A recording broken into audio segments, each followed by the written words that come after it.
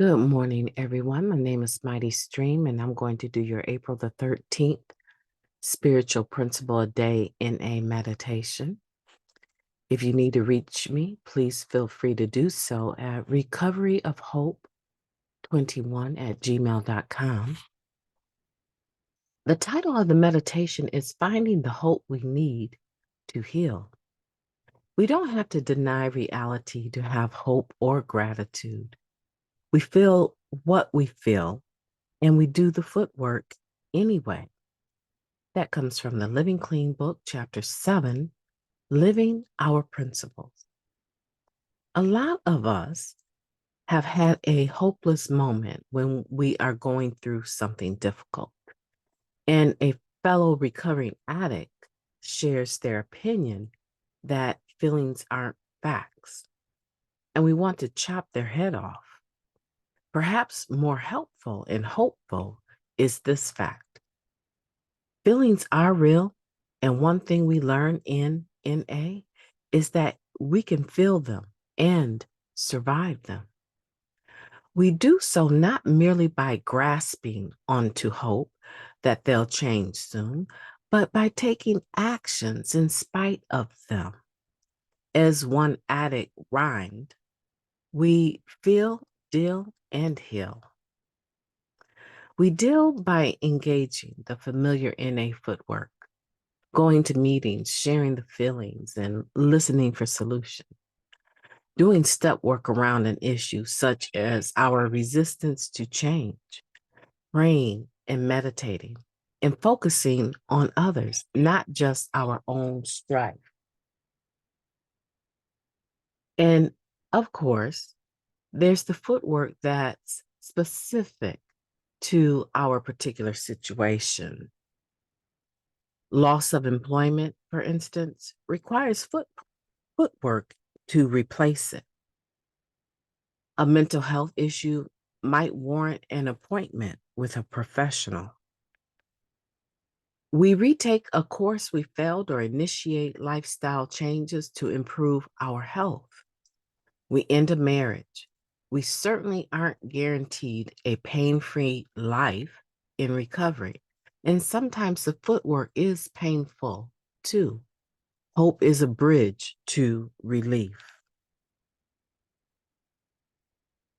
A fresh perspective, especially when infused with gratitude and hope, helps us heal.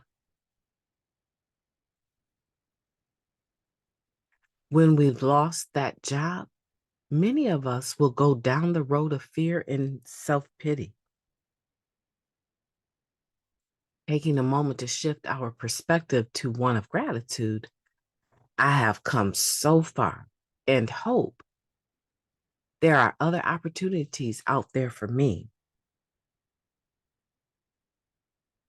And faith, too, I'll be okay no matter what, won't deny us our very real feelings. Instead, perspective keeps reasonable feelings of sadness and fear from morphing into abject despair or outsized anxiety. We don't wait until the fear has gone, or the stress or anger or sorrow before we get back on the path. The feelings might still linger, but we're moving, letting change happen, even taking risk. We're healing. I may not like where I'm at right now, but I can still be grateful. I can deal with my feelings by working a program and striving to change my perspective. Through NA and in my relationships with fellow addicts, I find the hope I need to heal.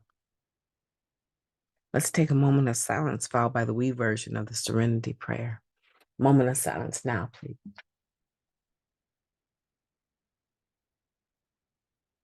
God, grant us the serenity to accept the things that we cannot change, the courage to change the things that we can, and the wisdom to know the difference. just for today, please and thank you. Finding the hope I need to heal is not an overnight process. The greatest obstacle that I have personally experienced in being able to not only just find hope to heal, but keep it or maintain it so that I would have relatively easy access to that hope. The greatest obstacle to it was that little space between my two ears, my thinking, my brain. When you're an individual that suffers from automatic negative thoughts, you suffer from pessimism. When an individual has that, to the degree that I've had it, it's difficult to find hope in anything. However, once cleaning my brain up, my body, right? Once cleaning up my physical self and no longer using drugs is what I'm saying. Once I did that, hope began to find its way into the crevices of my brain. It began to find its way into my situations. It began to find its way into my self-talk. And this meditation gives us a very good example of that self-talk. Here, let me highlight it for you.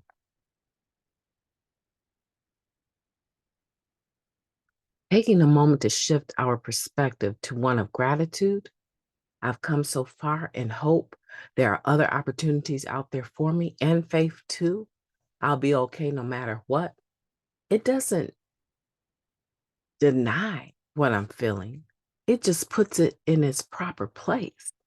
It makes those feelings of sadness and fear right-sized so that they're not so huge, so large with this impending doom. And the way that I began to do that was remaining honest, open-minded, and willing. But not only that, prayer and meditation. I don't know where my life would be without it. Today, I want you to find hope in all of your routines that you have established for your recovery. However, I want to make sure that you have a form of meditation that you use that quiets and stills the mind, and focus on positive thoughts, focus on positive energy. I've often said when I meditate, it's almost like having a power nap. My brain needs to shut off every now and then, because if I don't make it meditate, it will rush ahead of me. It will race ahead of me. It will move into the future and bring back to me fear of the future. It will paralyze me to the point where I cannot act at all because I've overanalyzed all of the possibilities that I've become exhausted to take action or too fearful to make the wrong move. Meditation is my friend, and I hope that it becomes yours as well.